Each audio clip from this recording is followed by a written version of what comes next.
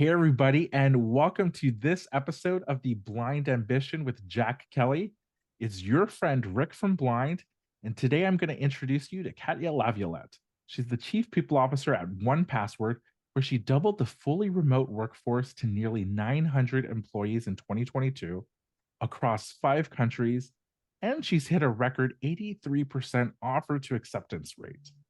Before joining 1Password, Katya was an HR executive at Essence, TC Transcontinental, CBC Radio Canada, Rio Tinto, Bombardier Aerospace, and CN Railway.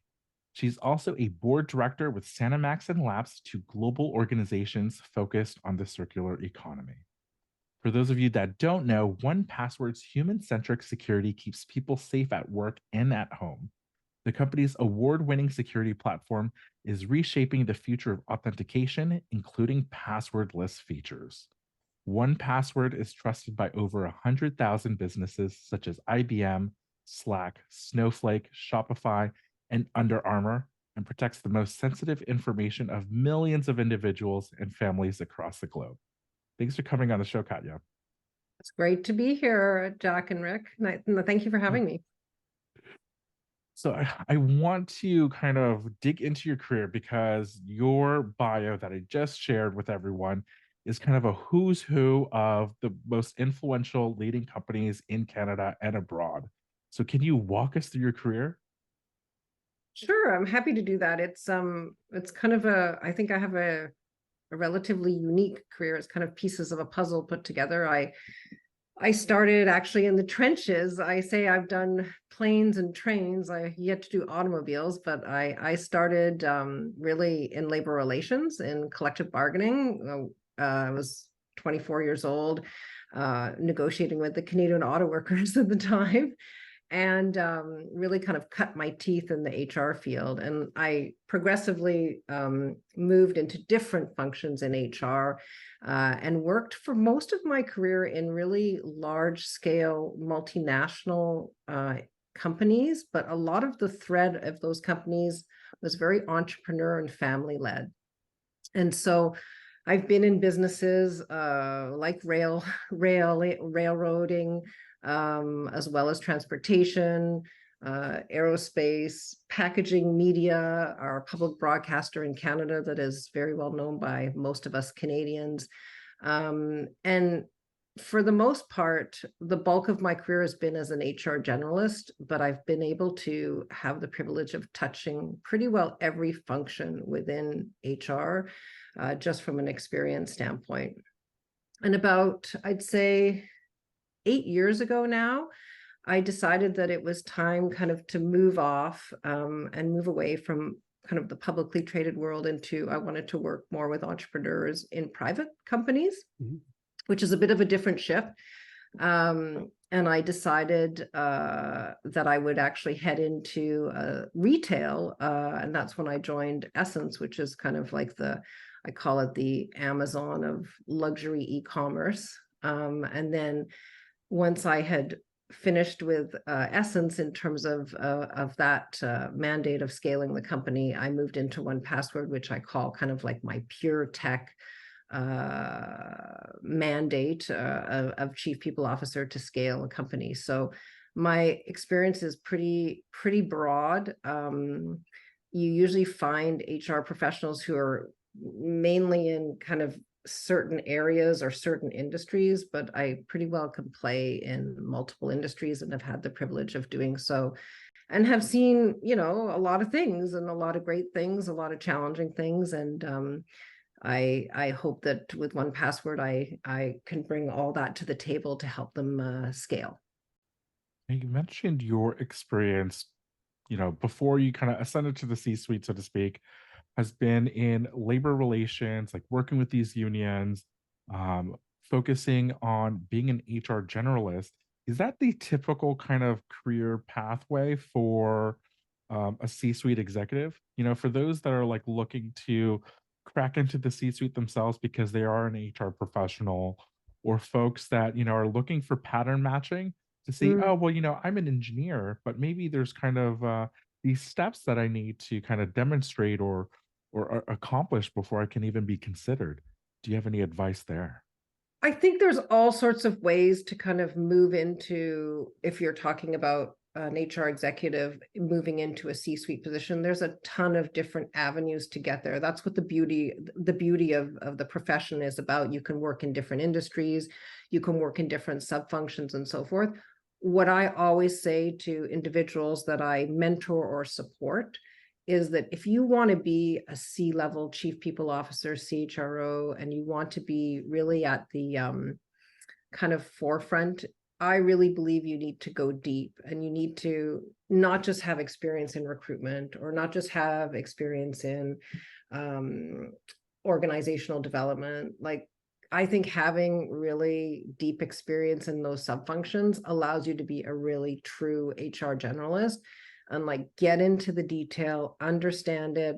I have a great team. I've had great teams throughout my career. I surround myself with very good specialists, but I'm able to ask the questions to learn, because at the end of the day, it's me going to the board or to the comp committee. I will take a specialist with me when I'm really like, it's a really technical issue, but I should be able to master that content quite well at that level. And so a generalist, I think, it's a great job, but I encourage people that I do that I do either lead or that I do mentor is, please go into the weeds, like get into the detail, like turn up your sleeves, and get to know the sub-functions, because it makes you a better complete HR professional. And underpinning all that is, that's all sorts of HR mumbo jumbo, but underpinning all that is like, even before you do that, understand the business that you're in, because you can be an HR professional in pretty well every industry, but it applies itself differently in a scaling business, or a business that's realigning, or that you're divesting of, and so forth. So understand the business model at function, which is really important. Walk us through what an HR or a people team looks like, because for a lot of our audience, they have these like stereotypes about HR, or some of them are even negative, right? That they're just, the famous one is, oh well, they're just protecting the company, and so they're looking to minimize risk and minimize lawsuits, and so they're not really helping you. They're just trying to move you along, or they're trying to build these processes so that they can defend themselves later, or kind of cover someone else's butt. Like, where are all the disciplines, and kind of what's the like mission mandate for an HR or people team?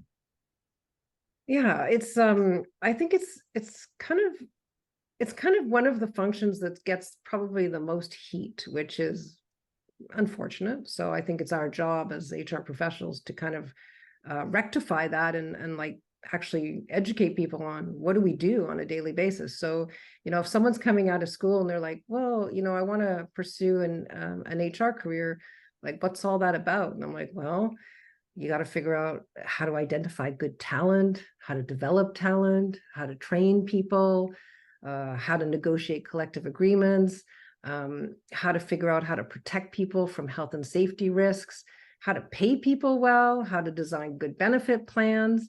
Like, the list goes on and on and on. And it's not just the typical, the one thing that gets me riled the most is when someone has said to me, and this happened, it doesn't happen very much anymore, but people will say, oh, you work in HR, you must be a nice person. I'm like, well, I guess I'm nice, but I don't really care if you talk to me about being nice. I have to be confident in what I do, and I have to understand, like, what is good HR to drive the business. That's what's most important. So it's our job as HR professionals to demystify. So there's a lot behind it. And yeah, at the end of the day, you actually have to balance representing the employee and representing the company, and managing that risk and taking the right decision holistically, which isn't always easy.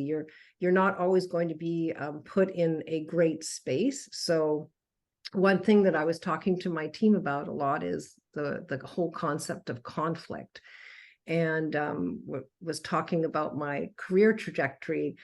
And someone said to me, oh, you understand like where you come from, like you come from the trenches of like deep labor relations, like the only woman at the table at the time being a young woman, dealing in a very male dominated environment. And it's actually weaved its way through my career, because conflict for me isn't a negative. It's like, let's get the issues on the table and deal with it directly. And actually, it's a very important, for me, and I think for others, it's a very important component to have as an HR professional, because you deal with conflict on a daily basis. So you better be comfortable with it. Is that kind of the challenge that Rick brought up? Because you have these conflicts and these challenges, it all comes to your doorstep. So it's easy to be the bad person, right? The bad woman, the bad guy, that you're the roadblock why the person did get the job. Is that kind of like what Rick you're alluding to, where it creates that feeling? And I wonder if it's something, Katya, that it has to be more branding to explain to not just you personally, but the whole HR business, to say, wait, no, here's what we really do. Here's what's really going on. Because I think a lot of people aren't sure, like what, whose side are they on? Are they on my side, not my side? What are they doing? Does that make sense? Yeah, no, it makes sense. And it's, hey, at the end of the day, Yeah. like my job is, if we're hiring someone and I don't, let's just take a simple case of hiring someone, putting them through a selection process, and I don't think we should hire them. Well, I should say why in a very objective manner and state my case and influence that. And at the end of the day, if we don't hire them, maybe I've influenced that and I'm the bad person, but I'm very comfortable with my decision because it's been made in the right lens. So sure, we could be branded like that, but then we could be branded as really facilitating and putting in place like wonderful benefits that are going to, really help our employees and so forth. So in the profession, coming back to it, you have to juggle back and forth with tough days of like making those tough decisions. You can't be nice all the time. Like, it's not about that. It's about making the right, fair decision. That's what's most important. In speaking with letting a candidate know, how did we go, let's say from 2016 again to now, where you didn't hear ghosting, you didn't hear any of that, but now, how did that just become an acceptable thing where, like, I run a search firm, and that has to be the biggest complaint from people, where they'll say, hey, I've interviewed 5, 6, 7, 8 different people over 6 months, and then boom, ghosted, never hear back. That's it. I think well, it's so several years ago, like, let's go back to 16, 17, 18, 19, even into maybe let's say to 19. Not like, yeah, there's an issue with talent, but it wasn't at the peak like it was, say, in 2021, and then it kind of drops off in 22. And especially if you come in and you laser focus in on tech and all the scaling that has been done in the industry. So these terms of ghosting and like just, the great resignation and things like that, that's all actually accelerated through the entire kind of economics are at play, the markets are at play. And so fascinating. I began with 1Password 18 months ago. We were 500 bits. We just passed the 1,000 mark in August. Oh, bits is a person, is that way? Bits is, yes, okay. It's our employees. And we passed the 1,000 employee mark in August, and we'll probably be around 1,100 in January, probably around the range of 1,500 next year. So we're growing very, very quickly. And since the downturn, I would call it, in tech, and say earlier this year, it's almost like there was a lagging effect, and like it's almost like everyone who was being laid off, like it was still very, very, it's still quite competitive, but we're just inundated with talent now, in the sense of we have 120,000 resumes that have come in over the last 10 months. Wow. We had for wait. How many came in? 120,000 resumes in the last 10 months. For our new interns, we hire, I might not have the number accurate, it's either 20 or 30 interns, but we had something like 20,000 plus resumes just for the interns. So it's like the market has shifted. We now have a talent pool. But at the end of the day, I have a great team of talent acquisition. It's really important to have a great experience hiring people in, but also letting people know that you're not going to qualify. And so we also have to ensure that everyone has that same experience throughout, which we've been working very, very hard to ensure, because we can't speak to every 120,000 applicants, but we can make sure that everyone gets a response.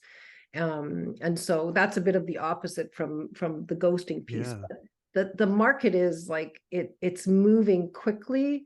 It's positive for us right now, but we shouldn't underestimate that it'll ramp back up, and we'll be in a different situation. So what you're saying in part that in a way, for some, it's not so great for some job seekers because they may be in between roles, but as an employer, you have more choices to pick Now we do. from. Yeah.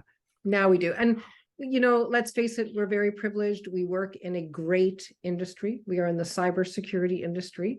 I say that there are a couple of industries that are very hot. I call that the electrification of vehicles and cybersecurity. And, people want to work in a mission-driven company. We work in the security space. We want to make people's lives safer, and we have a lot of people who want to join us. We're also kind of at that nice mark of 1,000 plus, where you're coming in and it's not super small, but it's not huge as well. So there's a lot of opportunity for development.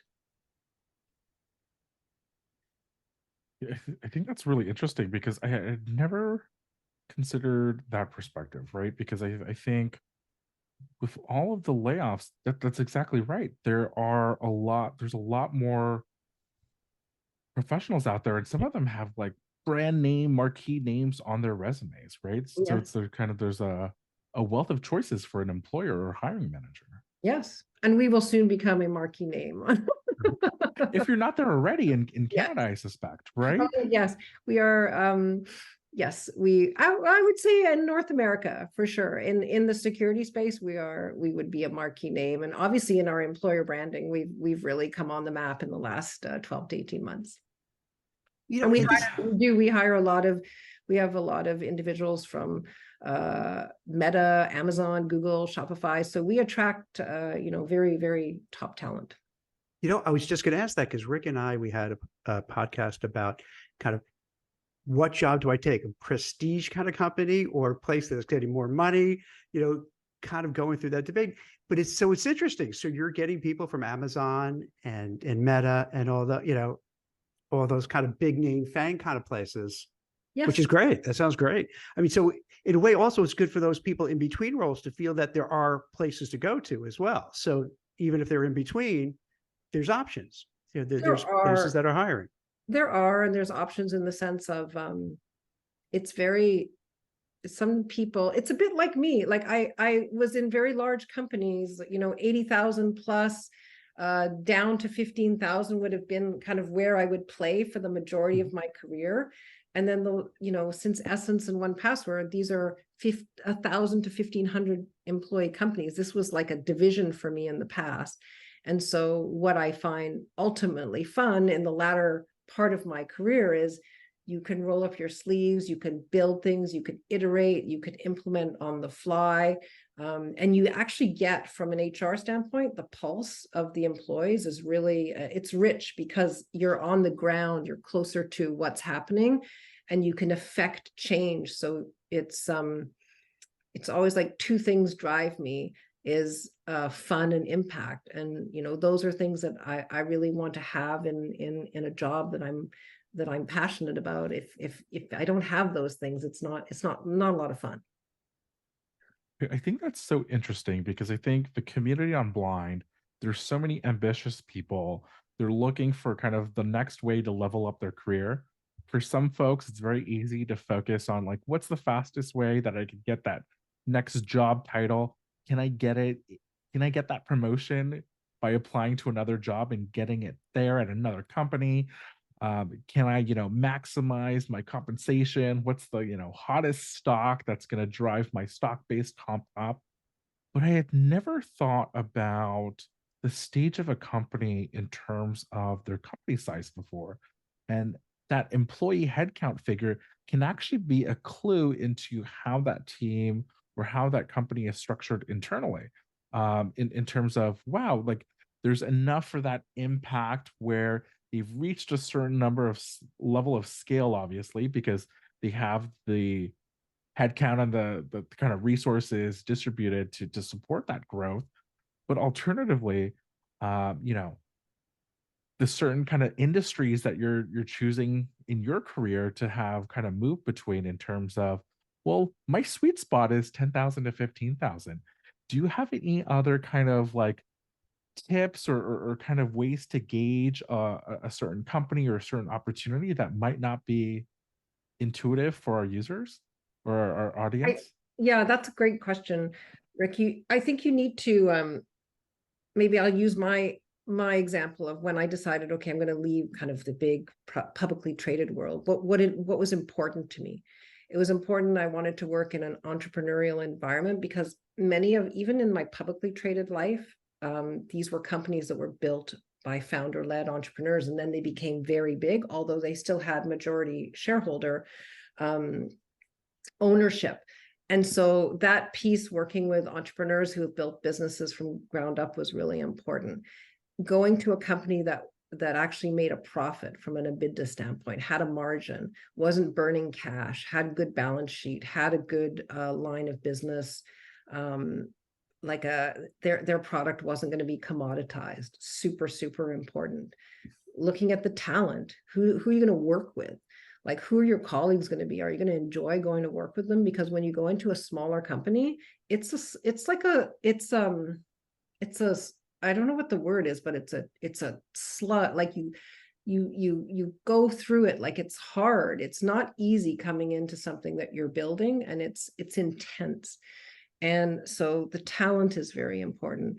And then just making sure that there's enough scale. So what I was looking for when I came out of those larger company was probably around like at least I'd say getting into 1,000 employee mark and having a decent team with a number of employees, because I like to lead. That would be important, and then seeing the growth trajectory. So those are kind of like areas that were really important. And then making sure, this is an interesting one, is I wanted to join a company, especially part of my decision for 1Password was I wanted to be somewhere where the founders had really had it, like they bootstrapped it, like they had come from like pretty well nothing, like they understand nothing is not a negative, but they bootstrapped the company from the ground up. And so they understand what it means to build, and it wasn't given to them. And that's like my perspective of being hungry. And there's a lot of literature or things that have been written about hiring hungry candidates. And in a scale up, you want people who are hungry to deliver and who want to come on board and help you deliver on your mission. And so that was another element that's like, for me, it was super critical. And so there's a lot of like glamour about different names and so forth, but I think you really have to look deep down into what does the company offer, who's their talent, what's their business model. All that is important. And you need to be able to say, when you're sitting with your friends having dinner, this is the company I work for and this is what I do, and then you're really proud about it. That's a good litmus test, actually, for if you think you want to be engaged by.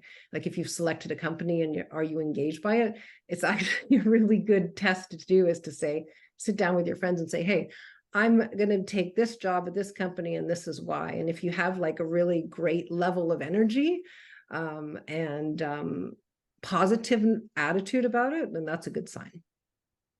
In addition to being hungry, when you look at candidates, are there certain things that you kind of keep your eye out for? And then also, are there things that you kind of be leery of?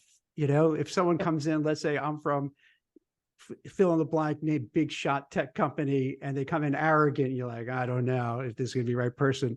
Are there certain things that people who are interviewing should just have their antenna up and know this works and this doesn't work?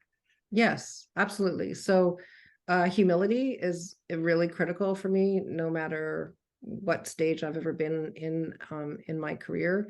Like, I say to every person I interview coming into 1Password, do not come in and say, I've done this at this company, this is what we'll do. Come in and spend 30 days listening.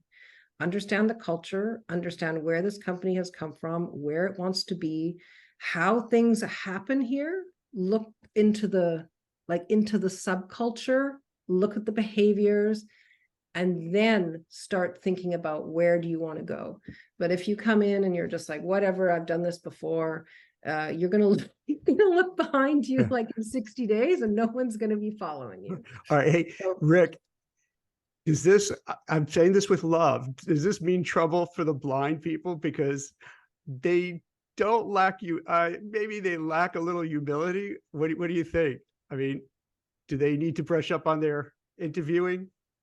I think it's a challenge, right? Because I think, especially at the like mid-level, senior level, like level where a lot of our professionals in our community are, they're often getting hired for specific reasons, right? Like a company might be looking for domain experience, right? So it's an insurance technology company and they want insurance experts to be able to just dive right in and say like, hey, like this is just how the industry works and these are the kind of standard norms. Then there are folks where they're looking for like companies that are like looking for specific kind of like leadership skills, right? Where you're going to come in and build out your entire team because that discipline or that job function doesn't yet exist. And then others, there's just companies where they're just looking for super individual contributors, maybe with a senior title. And I think for the blind community, they often have difficulties putting themselves in that employer perspective or that hiring manager perspective and like taking a second to think, well, there's this company that has this job rack out there. What are they looking for, right? What stage of company? And like, where do I slot in? Because, there's certain roles where you could have that domain experience and they actually just want you, they don't care that you went to Google, right? Or that Google did it this way. They want you to build something out or mentor a team of folks and that might even be the executives of how this function typically looks. What are the best practices there? And so like taking that extra step, kind of taking Katya's advice and saying like, actually like put myself in that shoes and really study what that interview, what that hiring manager, what that executive, what that company, what that industry is looking for. yeah, and preparation, like the market shifted, like there's a lot of talent on the market. So I think, 12 months ago, it was like maybe we had two people for a role and you have to adjust accordingly. But we're, knock on wood, we're privileged to say we don't have that situation. We have a panoply of talent to be able to select from, which is phenomenal right now. Now you have like 200 per role or more, right? Or Yeah, absolutely. 20,000. Yeah, Oh, absolutely. wow. And I think they all, when you get the resumes, because like if I post sometimes on LinkedIn, I'll get 1,000 resumes, but they're very few who are really good. But so when you're getting these resumes, I'm presuming they're really good. So you're not just getting, quantity, but you're getting quality, right? A year ago, we would get a lot that would not, and now we have much more rigor in the Wow. entire process that we are getting much more quality. And we're also doing some sourcing. We also have a whole initiative on diversity as well. So I'd said when we started, to the individual who leads our TA function, I said, I want us to build like a recruitment machine. Like I want it to be best in class. And like we have a people analytics engineer with us. Like it's Wow. like someone can come to me, just a great example. One of our executive came to me the other day and says, it's like taking this long to fill. I'm like, I don't think our time to fill is that. We actually have time to fill by different level, different function, and so forth. So data speaks and it can inform. So we have a lot of anecdotes, but let's look at the data to make sure it's factual. Can you give us more insights, like while we have you about kind of behind the scenes look into the job interview process at 1Password? What should a candidate that's looking to apply, how do these stand out? What should they expect as they're moving step by step, stage by stage? Well, with what we're wanting to accomplish, I mean, you talked about it in the intro in terms of passwordless and authentication, and really offering a complete suite of tools for, we call it, securing someone's life, is we are looking for deep experience in the security domain. And so that is going to be very, very important in our 2024 kind of product and tech hires. And so this is critical in some of the domains of skills that we want to build. It's interesting, like we're pretty open. Someone was asking me the other day, like, our customer experience reps, do you require a degree? No, we want people who love the customer, who can demonstrate that they like live and breathe the customer. And if they can do that, they don't need a degree for that.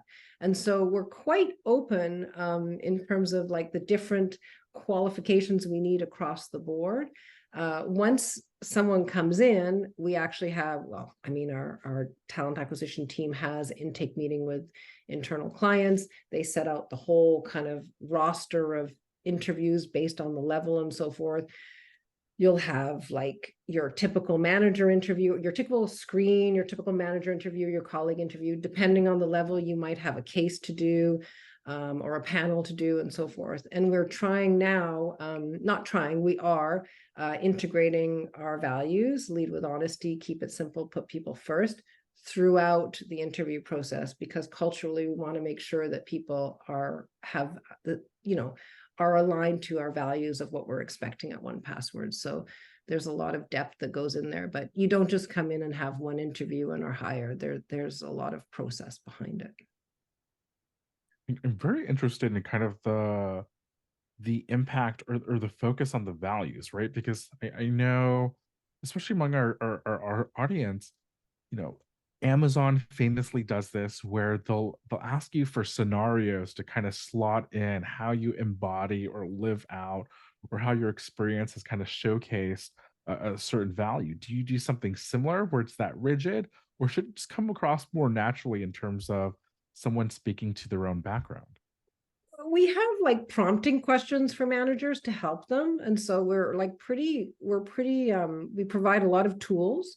We have a hiring manager cannot hire without going through diversity training or hiring manager training. So it's a requirement here. We want a high quality process. So we will divvy up the questions across the different interview process, or in the different incumbents within there. And then people will stick to that, but then they'll go off, obviously, depending on their level of experience, to try and dig a bit deeper on certain pieces. So it's I'd say it's probably a hybrid, a bit of a blend. You kind of go one step further and share any like commonly made mistakes or objections that you hear are being raised in interview debriefs by hiring managers, recruiters, or executives at 1Password? I would say things like just not being prepared.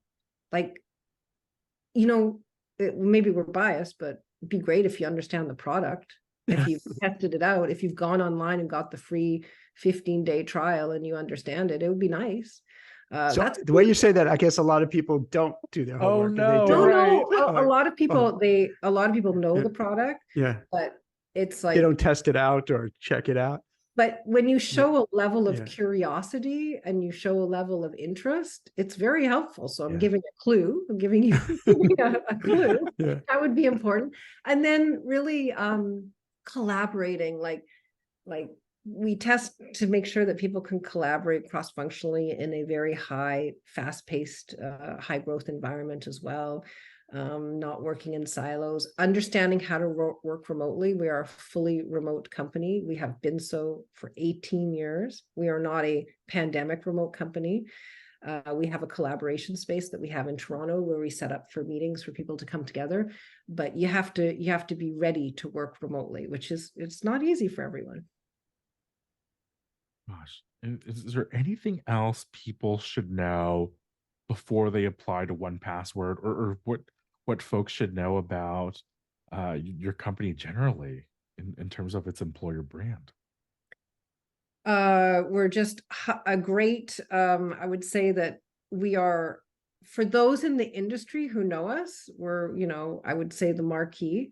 For those who don't know us, you should come and explore, because it's like a diamond in the rough, or like a unicorn. Like people are like, wow, once you come in and you understand like what the trajectory of this company is, what the balance sheet is, who the investors are. We have some, just Google us. We have some high profile investors like I Ryan. love how you have a lot of actors. Yeah. I found it's really interesting, right? Because they care about their Oh, I security. bet. And at the end of the day, I mean, I'm biased. Like, we are a Canadian-based company. We are in 5 countries, but we love our Canadian roots. So very important. Sir, as we wrap up, is there any like kind of question or thing that people often just don't know, or something that I should have asked you? That's interesting. No one's ever really asked me that. Yeah, like I was actually, just before this call, my team was taking me through our new leadership development program for our managers, and we were talking about leadership brand. And I was saying, you should ask this question in a different way. And it was like, the question was, what do you want people to know you as? And I said, I like this question, but I think you should do this. I think you should say, project yourself at the end of your career. What do you want people to say about you? That's what's important.